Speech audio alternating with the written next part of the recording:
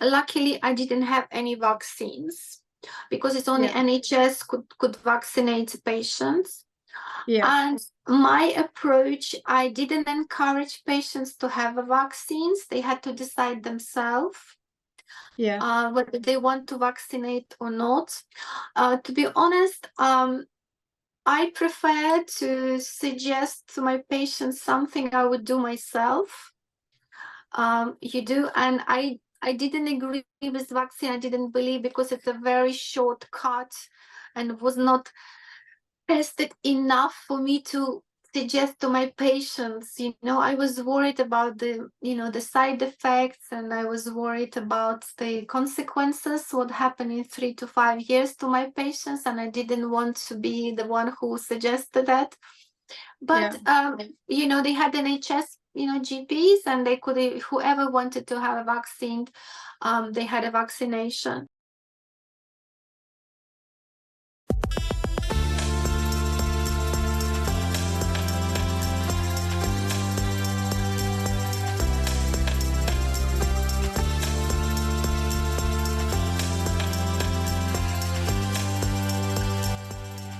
Welcome to Wellness Spring, our one-stop shop for education, inspiration, motivation, and optimal wellness.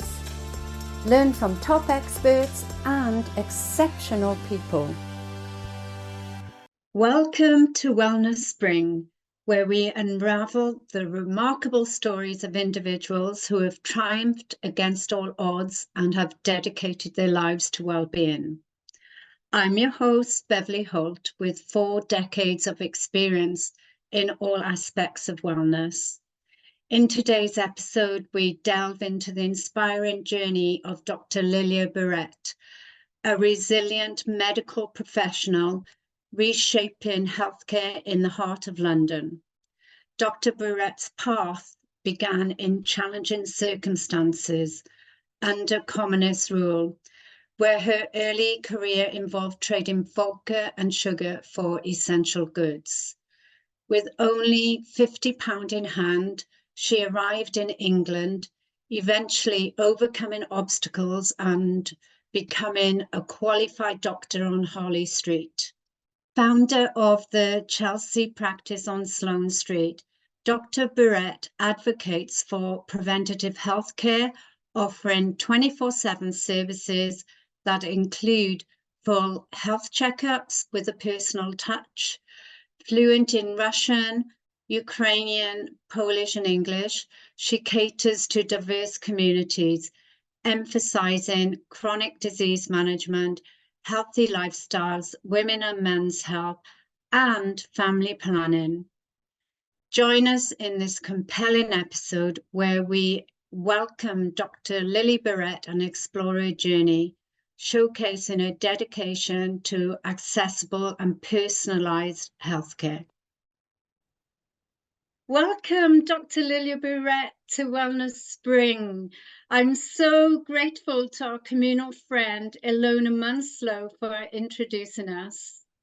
Thank you for having me, Beverley. Nice to meet you. Yes, it's lovely to meet you at last. We've had a lot of communication going back and forth. And I'm just blown away with your story. Like, everybody loves a great success story, and your story is truly remarkable. So how about you tell the audience where you grew up, your education and upbringing, and I know they will understand exactly what I mean by remarkable. Yes. What happened? Yes, I grew up in Ukraine. I came to London 26 years ago, so it's a long time ago. I graduated from medical school in Ukraine, and I work as a GP in Ukraine. But unfortunately, in the early 90s, it was very difficult to be a doctor in Ukraine, as we didn't get actually wages in money, sort of in salary. We had wages in sort of like in vodka and or sugar. So it was very difficult to survive. And I had a little boy, I had a son, and I lived with my mother, who's also a doctor. So we had very little money to live on. And I remember when I wanted to buy, when my son wanted to, ask for some sweets, I could not I could not buy like 100 gram. I used to ask, can you just weigh for me just 2 sweets? So I have one and my son have one. So he would just quickly eat his, and he said, Mom, can I have your sweets? And I said, okay, of course you can have mine. And I thought, I cannot, carry on like that anymore. So my friend used to work in pharmaceutical company in Kiev, and he said, look, maybe you can come to Kiev and join me. But he spoke in English because he went to English school and I went to normal school. So I decided to go to England and learn English and then come back to Kiev and work for pharmaceutical company. So that's what I did. I mean, obviously I didn't have any money because you needed for visa and everything else. So, and I had to pay for the school in England. So luckily my mom's best friend just came from America and she lent me the money. So I had the money to buy a visa, to buy a ticket to London, and I came as a student to study English. But of course, I had no English. So what can you do if you don't speak any English? So I had some, I had the telephone numbers for the people I have never met, but they were very kind. They gave me, I was sleeping on the floor on a mattress in the baby's room until I, learned a little bit English to get some job. So I got job as a cleaner in the hotels and cleaning.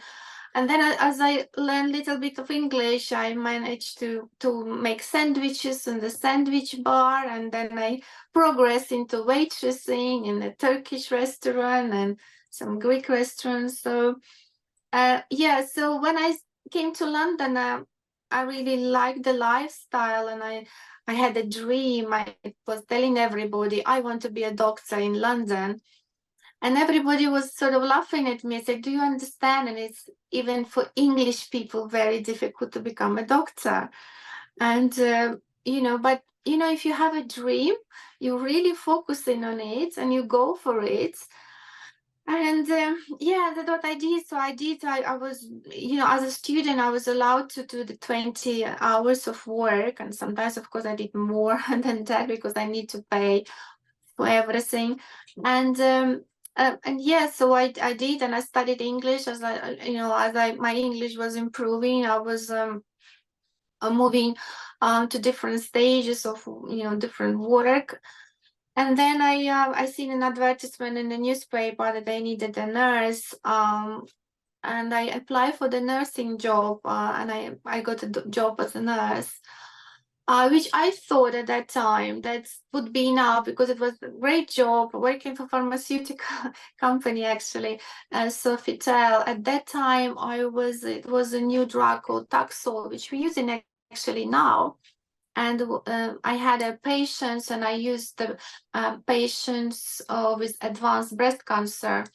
I used that Taxol, that sort of chemotherapy.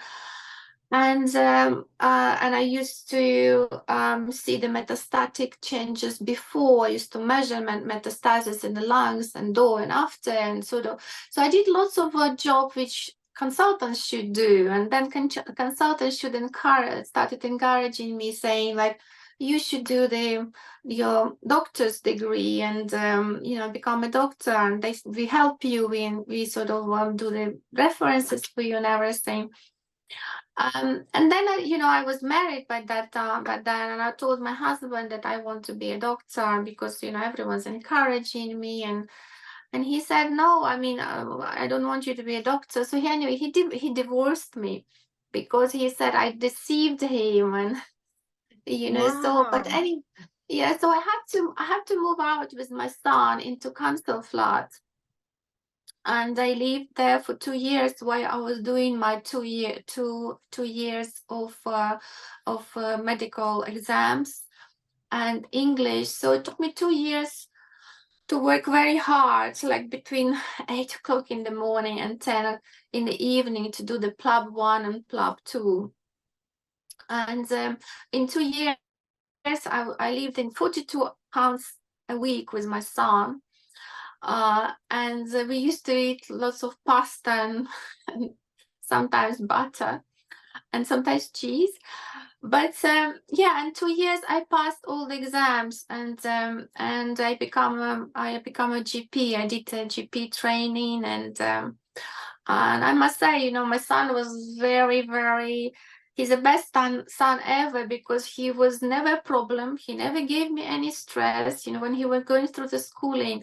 And I remember, you know, him doing GCSEs, and everybody was asking me, my friends, what GCSEs are doing? And I was like, you know, I have no idea. I need to ask him, because he said, Mom, I'm doing 11 GCSEs because I decided to do Russian, and I'm doing this. So, you know, I had no involvement. He was completely independent, choosing, and he had all A's.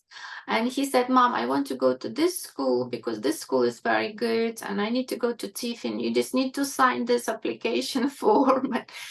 He was amazing, you know, and he helped me a lot, you know, otherwise I think it would be very difficult to do it. And I'm really grateful for him being such a good son. And sometimes people ask me, you know, how, you know, you brought up alone such a wonderful, you know, person. And I think, you know what, I think it's very important to the child has an example, you know, you give them example, because he see I was working so hard.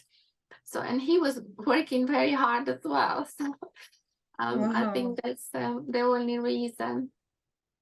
Well, you've uncovered so much there.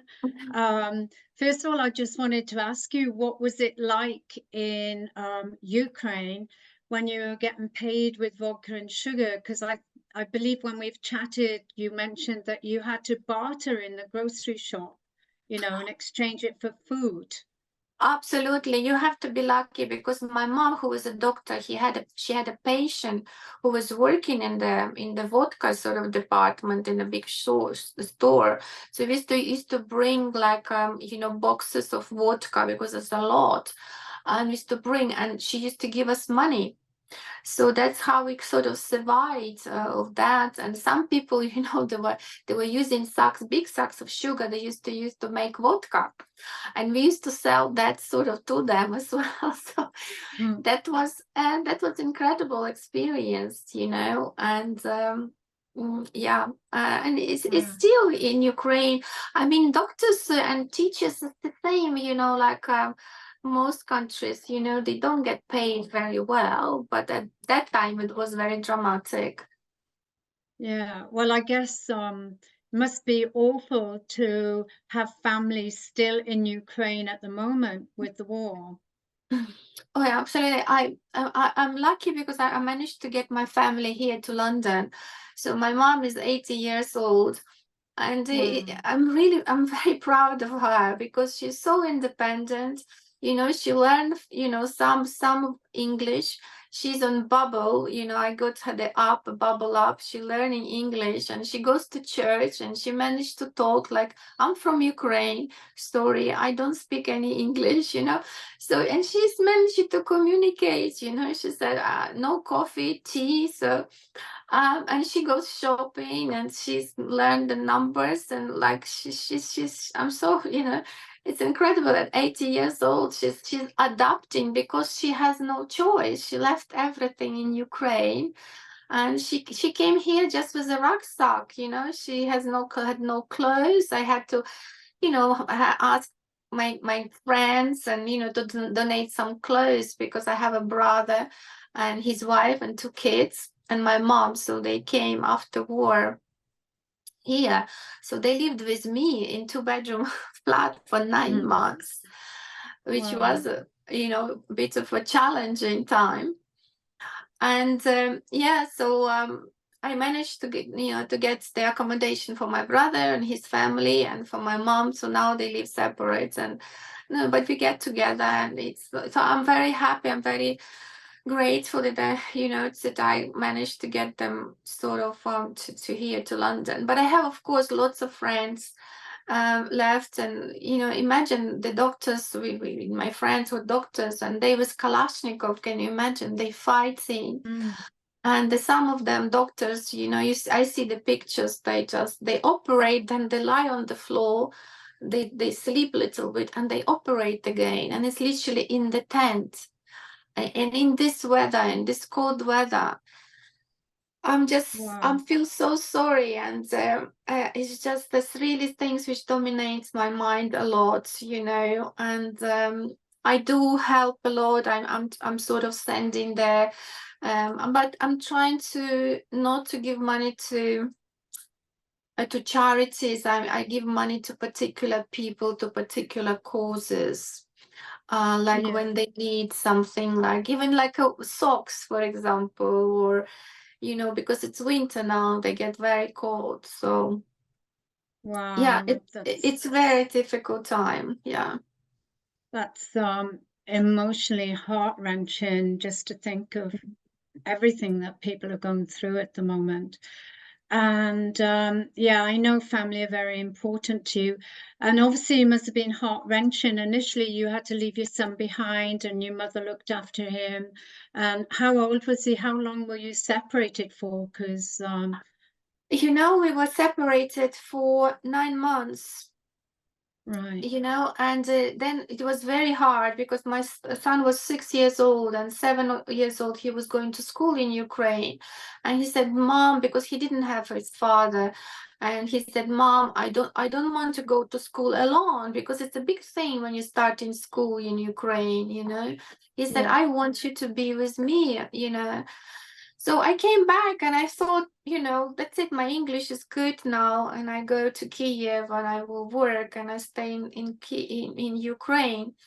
But once you lived in London and you go to Ukraine, it's very hard again to adjust to life in Ukraine. So after living a little bit in Ukraine, and I decided I go back, because I got the job and I wanted to improve my English. So I got the student visa, and I came back, and then I got married, and then I brought my son with me. And of course it was very difficult. It was the first time ever, like for 6 years when I left my son, we never separated, even like for 24 hours. I always was with him. And I remember him when I was leaving to London, he's running after train and screaming, Mom, don't leave me. And he's like, and I was crying all the way from my home to Kiev. I was just, his face was in front of me. And it was very hard. It was very hard. Like I was calling him, and it was not cheap as well to call him from London, but I was trying to call him like every week. And I understand why he was so worried, because I have lots of friends where we live in Ukraine. The mothers get married second time in Germany, or other countries, or France, or even Czech Republic.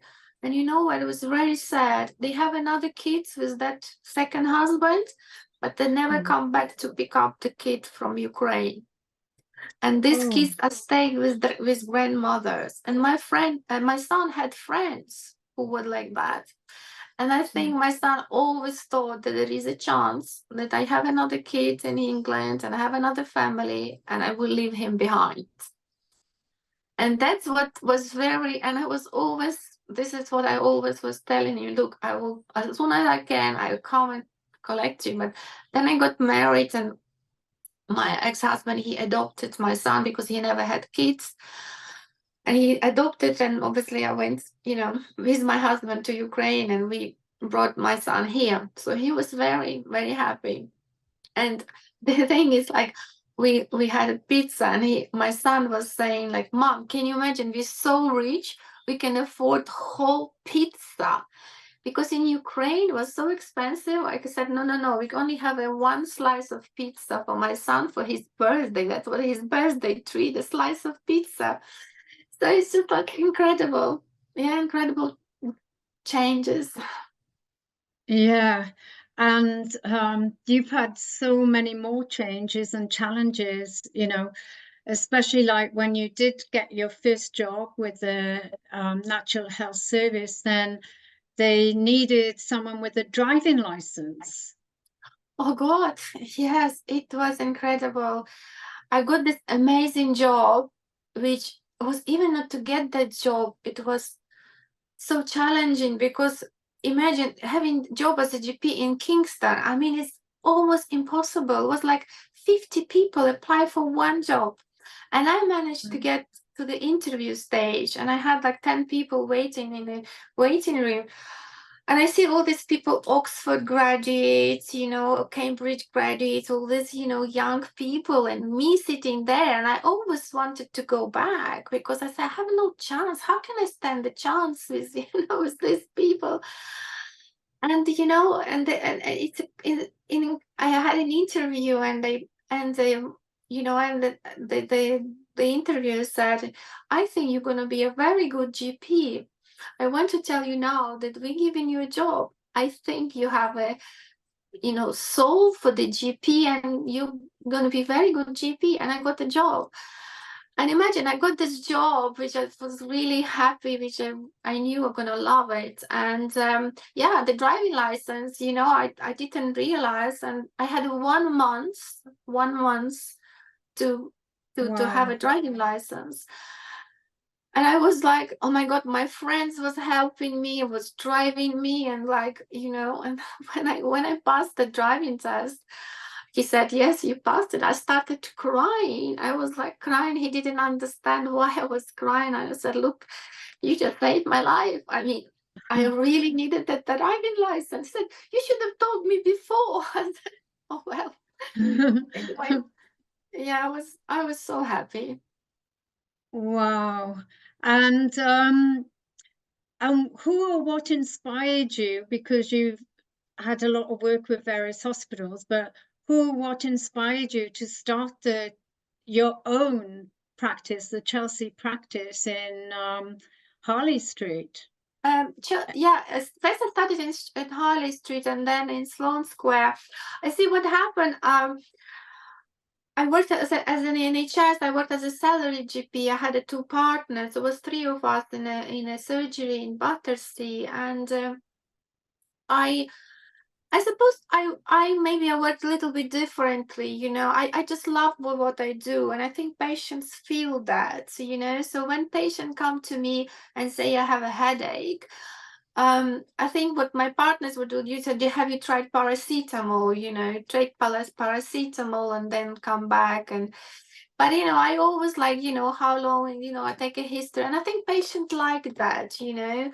And I always try to find out why he has this headache. You know, I don't try to treat it. You know, I try to find out, you know, because there's so many different reasons why you can have a headache. And I think patients seeing that my approach to their problems are slightly different. So I always been booked up like 2 weeks in advance, because that's a maximum you can book in NHS. And then my patient was obviously, when they ill, they cannot, you know, wait for 2 weeks. They started asking me, do you have a private practice? I'm happy to pay. And I said, no. But then after a while, I said, maybe I should have a private practice. And, you know, and in Harley Street, it was the option when you can rent room by hours. So when I have a patient, I just book, you know, book the room for, you know, obviously like 7, 8 o'clock after my NHS clinic. And I see my private patients in Harley Street, 10 Harley Street. And when I had enough patients, then I moved to Sloane Square as a part of the Lister Hospital. I had a room there. So yeah, so I didn't start my private practice was Russian speaking, which sort of became predominantly my practice. My private practice was predominantly Russian speaking, about 70% Russian speaking patients. And 30% was like English speaking from the one I had from before. That's wonderful. We live in a multicultural world, and obviously you speak a few languages. What does culture or understanding culture mean to you as a doctor in your practice? Oh, well, understanding culture, I think it's very important. I think that's why, like when I started in Sloan Square in 2008, I had many Russian, Ukrainian speaking patients. Because for a patient, when you speak your native language, I mean, they can relax and they can tell you so much more. And my practice, because of that, I mean, I never advertised. But word of mouth, and I managed to grow my practice very fast. And I had the most patients who live around, Sloane Square and in central London. They all became my patients. And the reason I also want, think it's very important because it allows also me to know what the preferences, what expectations the patients have from the doctor. I think it's very important also cultural thing.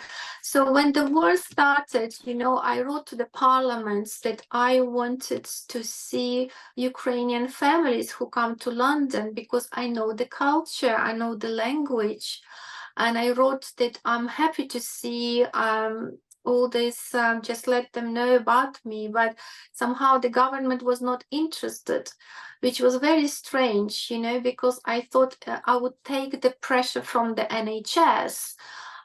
They don't have enough interpreters, and I even wrote to my MP. And I have a friend who used to be a member of parliament. So I was really trying hard to help my Ukrainian refugees, so they would be at least have some sort of consolation, living in a foreign country. And if you're ill and you can't talk, English, it's even for English people, it's difficult when you go to NHS. Imagine if you're foreigner, you don't speak the language. So what I did it like telephone consultations, and I spent hours and hours helping people. But what can I do if I can't do the blood test? I can't pay for everybody, or I cannot do the the scan or something like that. And I found this so stressful, so unfortunately, so I tried to approach them a few charities, and I said, can you give me some money so I can pay for the blood test, for example, just emergency blood test, but I couldn't get anywhere. So I was very disappointed with charities because I understood the charity is a big business. It runs as a business. They get themselves very big wages, and for the whoever works, usually family members work, and they spend, and probably like 30% of the money goes to actual charity. And I found that, and since then I never give any money to charity, to be honest. I just give to particular people I know, and I try to get money from wherever, from my friends, or and I, if they need like a vehicle, like recently I bought a vehicle, I collected some money, we bought the vehicle and sent to Ukraine. So yes, I'm doing this. So yes, I tried to, going back to your question. So I understand, and it's very important to know the culture. And that's why I think NHS is struggling as well, because there's so many, foreign patients you have, and if you don't speak English, it's a big barrier. Yeah. Oh, it saddens me to think that the government and the charities and so forth weren't very open to it, because especially, those people have gone through so much, in the war, and as you said, coming to a foreign country. And it would have been nice to have a warm, welcoming doctor who speaks their own native language. Anyway, good on you for doing your best. That's very admirable. And I know when you first started getting busy, you engaged a business coach. So how did that help to shape the development of your private practice? And what were the key lessons you learned during the process?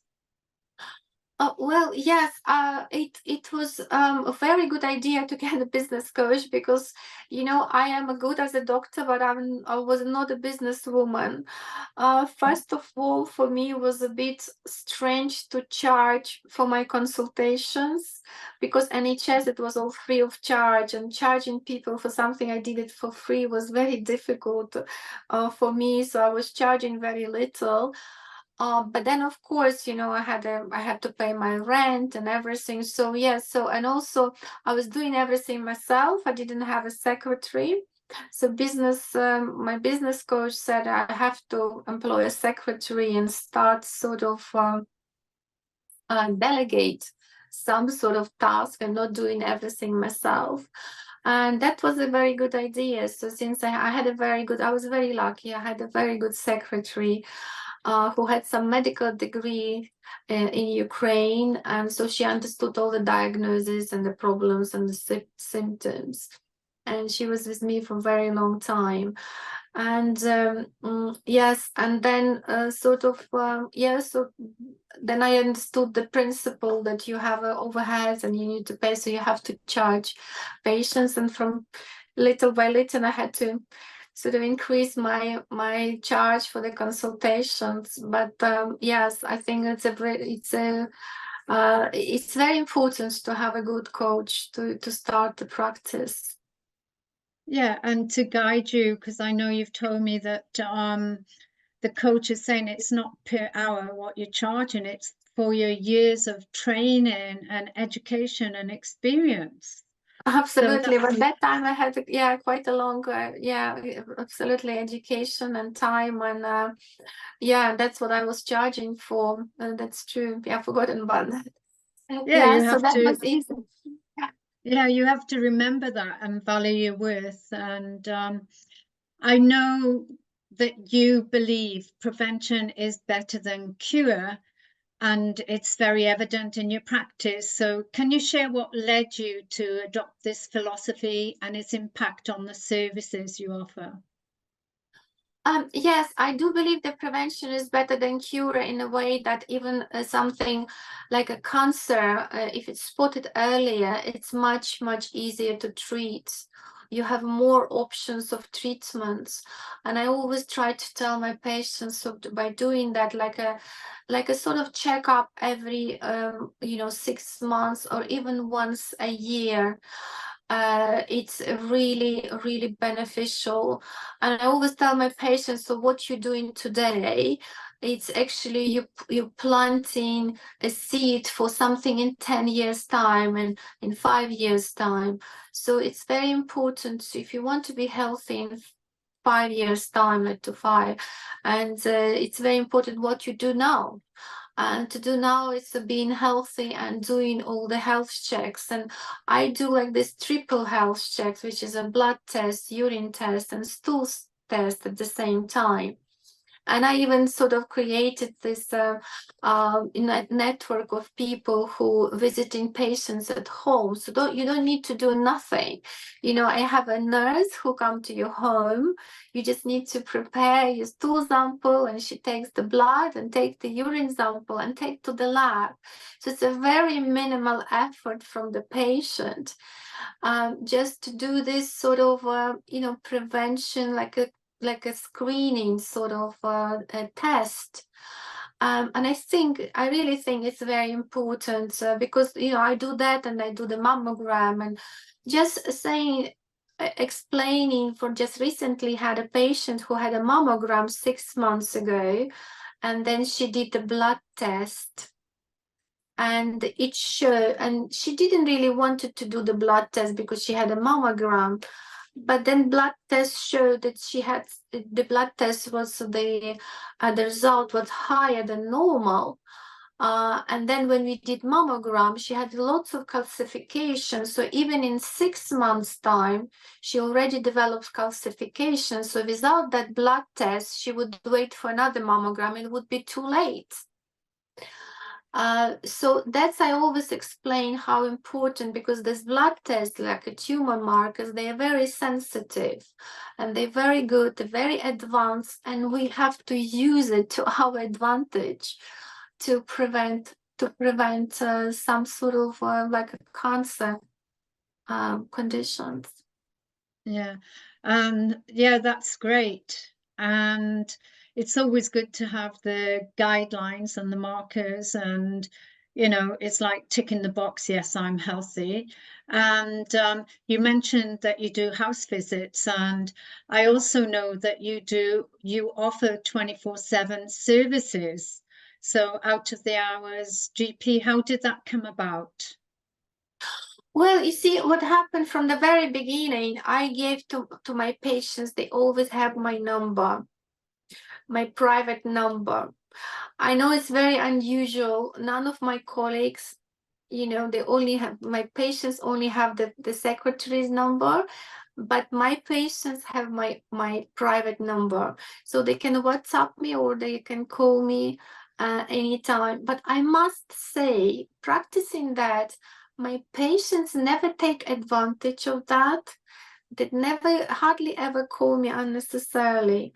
But they know if they, at 11 o'clock, for example, they have a problem, they can call me and I will sort it out.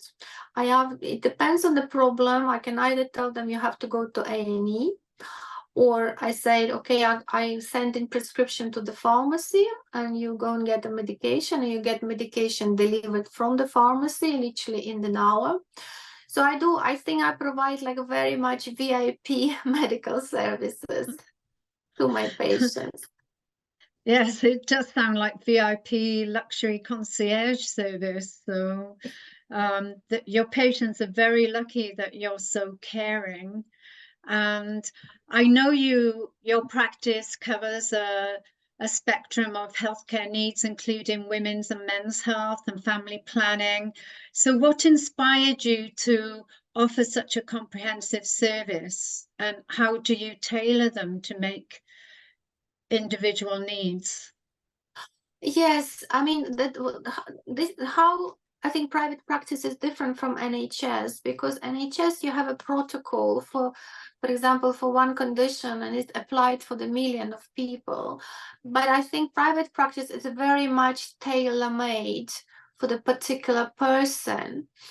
I can, for example, just explain that I have a patient with anorexia, a little girl, 15 years old girl, and the treatment for anorexia is antidepressants, and she's even been antipsychotic on olanzapine. And she came to me for the different reason.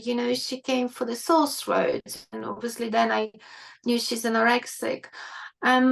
And then she's been, the mother was telling that they've been going to psychiatrists for 3 years. And she was really suffering. Her BMI was like 17.5, which is very dangerous. And I always try to help people, and I said, look, shall we just do like a checkup? And they agreed. So, and I did her hormone profile, and I noticed that she has very high testosterone and very low estrogen. And I know the high testosterone, what symptoms you can have, like all this anxiety, and then I suggested the treatment. I said, shall we try the contraceptive patches, and then we sort of level your hormones a little bit, so they're not gonna be so sort of different. And I tried the contraceptive patches, and after 3 weeks, this girl came to me. She was crying. She was hugging me. She said, I feel so normal. I just feel normal. I feel so happy. And she was smiling.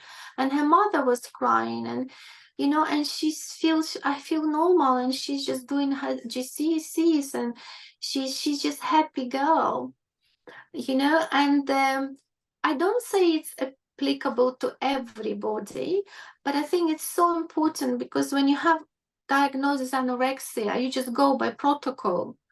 But everyone's anorexia could be different, but just the same symptom, but different route.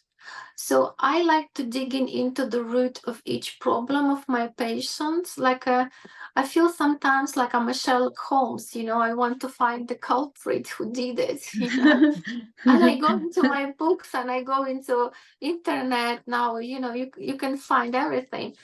And I find it, and I treat the patient, and just with anorexia. And I told to my colleagues, and I said, look, if you have an anorexic patient, send to me. I'm happy to explore and treat them and make them healthy. Oh, that's wonderful news, because anorexia, I used to be a registered general nurse and psychiatric nurse, Yeah. and when I was growing up, everybody needed to be stick thin and looking at the models on telly. And, even today, everybody's got, with social media, that angst about looking a particular way, and am I too thin, am I too fat? But lately, post COVID lockdown, my partner and I've been traveling, and we've noticed that obesity is a huge problem, like everywhere we go. Yeah, so I was going to ask you, what was it like in London, in your practice, when everybody had the COVID lockdown, and were you giving out the vaccinations? Were they coming to you or doing home visits? I did lots of home visits, but luckily I didn't have any vaccines, because it's only NHS could vaccinate patients. Yeah. And my approach, I didn't encourage patients to have vaccines. They had to decide themselves whether they want to vaccinate or not. To be honest, I prefer to suggest to my patients something I would do myself. And I didn't agree with vaccine. I didn't believe, because it's a very short cut and was not tested enough for me to suggest to my patients. I was worried about the side effects, and I was worried about the consequences, what happened in 3 to 5 years to my patients, and I didn't want to be the one who suggested that. But they had NHS GPs, and they could, whoever wanted to have a vaccine, they had a vaccination. But of course, the COVID was a bit different. There were lots of patients who had a very high D-dimer, the blood clots, and that. So I did blood tests myself, and I used to go and see my patients, and I did a blood test, and I see if somebody had a high D-dimer. I prescribe apixaban, and I try to save patients. I can tell, because I was looking after my patients a lot, and I had only one patient who'd been admitted to the hospital. I managed all my patients by myself, by doing home visits when possible, and just sort of advising on the phone. And I had a pharmacist sort of involved as well. So when they need a medication, and I had a pharmacy who delivered the medication, just dropped through the letterbox. So, I sort of, I prepared myself, and I also had lots of emergency medication with me for the patient. So, for example, when I do the blood test and I see the CRP is 250, for example, which is the highest I ever seen, I knew this patient need antibiotics, because that's so much inflammation. The body just cannot cope with that. So so I did lots of home visits, and many, because of the restrictions, and I think that many patients put weight on, and it was a big problem, and people start eating more and cooking more, and and drinking more, unfortunately, as well. So it's a big problem now. Well, that was wonderful that you stood true to your morals and what you believe in, and you gave the patients a choice. And I know for yourself, you've got a holistic approach to your clients and also to life, and you only recommend what you do. For when we chatted earlier, you were saying, that you do yoga a few times a week, and meditation, and walk in nature. So, well, if a client asks you for, health and lifestyle advice, for example, what would you tell them? Well, I always tell them that, that it's important to look after your body, because your body is priceless. Like, for example, if you buy like expensive car, like Lamborghini, you just look after it so well, This is exactly how you have to look after your body. You have to look well, and to look well is like you have to eat very well. And I always suggest like 2 meals a day probably would even be maximum you need to stay healthy. And also the exercise, like yoga, meditation, and walking. Not so much jogging probably, because of this being overweight. If you're jogging a lot, your knees are gonna suffer. So I prefer just lots of walking and exercise, like aerobic exercise, and and breathing exercise. So I suggest lots of, and also Reiki. I have a very good Reiki specialist, and I believe in Reiki. I tried Reiki myself, and it just it's amazing. You can do distant Reiki, which was completely, for me, was like amazing, because I was at home, and my Reiki friend, she was, and I could feel her hand on my hand, like somebody, like like an iron somebody put, and I could feel the heat. I say, how is it possible? You are in Wandsworth, I'm in Putney, and I could feel the heat. It was incredible. So yes, I suggest to my patients Reiki as well. And I always suggest to be very open-minded, and because you never know what you can experience. I was very open-minded. I tried Reiki, and I'm very grateful. Well, I didn't know that about you, and I'm actually a Reiki master and teacher, and my Reiki journey started through a personal drama in my life where my jealous, possessive partner was trying to strangle me. So I had to go into hiding, and he was stalking me, and I developed a huge sty. And I didn't believe in it because of my nursing background and religious background. I didn't believe in it at the time. I thought it was a bit hocus pocus, and a friend was encouraging me to have it. And a load of dramas ended up, even the day I was supposed to have the operation on my eye. Finally, she said, right, you're coming with me to have some Reiki. And because I'd lost so much weight and I was manic and not sleeping, I just agreed. And I had the Reiki. I was in Australia. I didn't feel comfortable, didn't believe in it. I thought, oh no, he's going to fall asleep and hit my eye.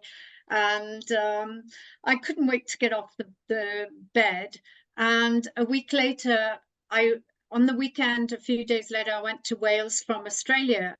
And a week later, someone came to visit, and they said, where did you have the operation? And I was like, what operation? And this sty was so big, I couldn't even open my eye. I hadn't, because of stress, I didn't even know my eye was open and it had gone. And yeah, and then we went for a walk in our local town. I seen a big sign, Reiki available, and it was never there when I lived there. People were a bit skeptical, and went inside the shop, and he said, oh yeah, my teacher's in Australia. She's a psychologist. So I was like, she's teaching, and I was like, oh, it must be okay. He offered me a treatment. He said, if you can get there, and he was living a few doors away from my sister. Wow. It was minutes walk.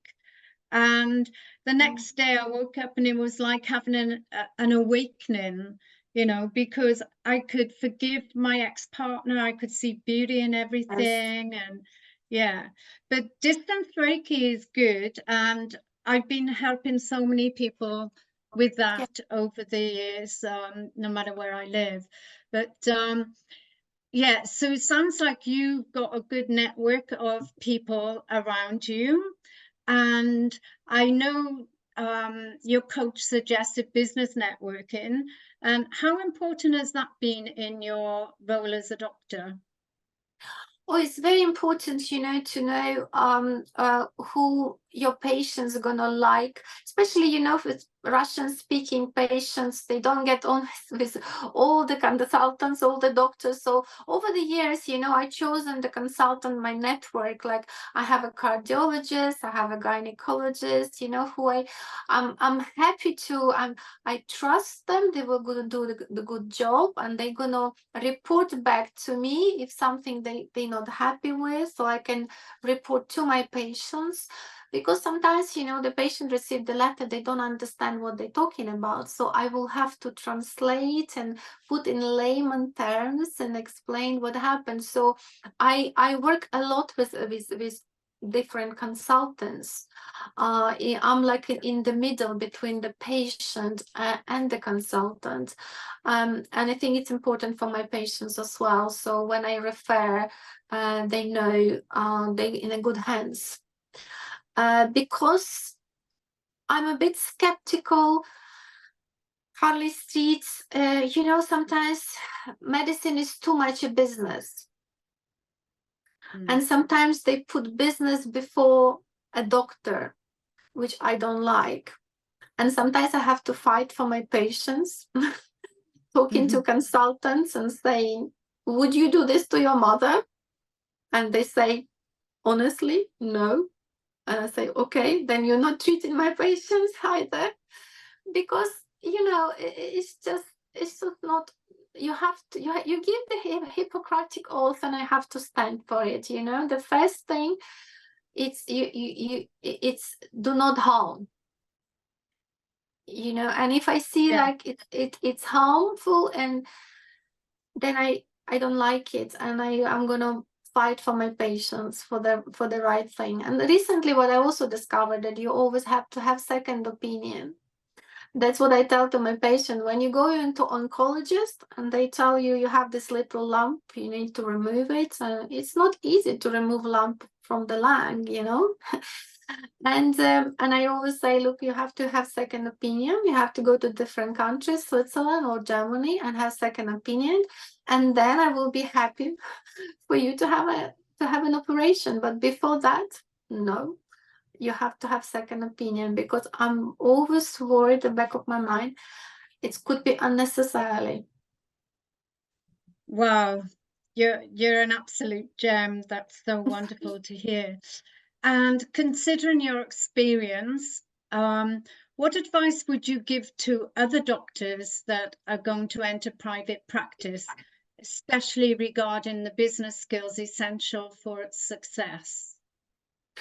Oh yes, I think everybody has to have like a business coach, at least at the very beginning, because you can be a very good doctor but not very good businessman. Like I was never a good businesswoman. I don't think I'm still not very good businesswoman, but I'm just, it's a very difficult sort of task to have a successful business practice. But I mean, depends what you, I mean, I love what I do, and I think it's you should go into private practice if you really love what you do. You don't go into private practice because you want to get wealthy. I don't think I'm wealthy. You know, when my patients recently came to pick up prescription from my home, my patient was shocked that I don't live in a palace somehow, like Buckingham Palace, you know, because I have so many patients, and I charge, you know, for the consultation. Somehow my patients imagine I'm like super rich, you know, but I'm not.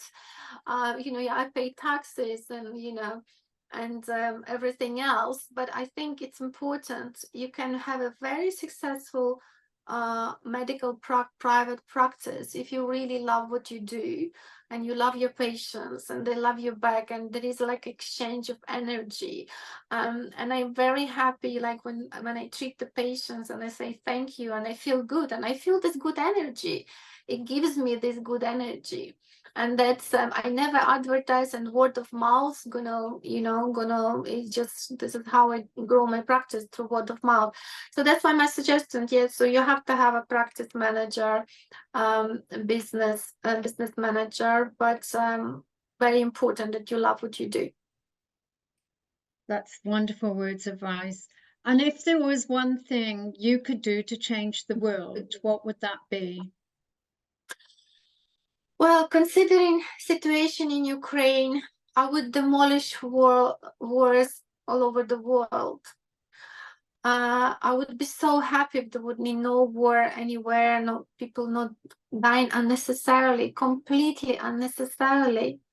You know, Ukrainian people are defending their home, they families, you know, and they dying for it. And there's so many already dead. And in the name of that, I would like to abolish all the wars around the world. That would be my wish.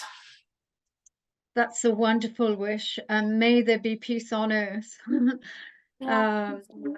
So I'd like to thank you for all you are and all you do, and thank you so much for giving up your precious time today. Thank you so much for having me, Beverley. Thank you.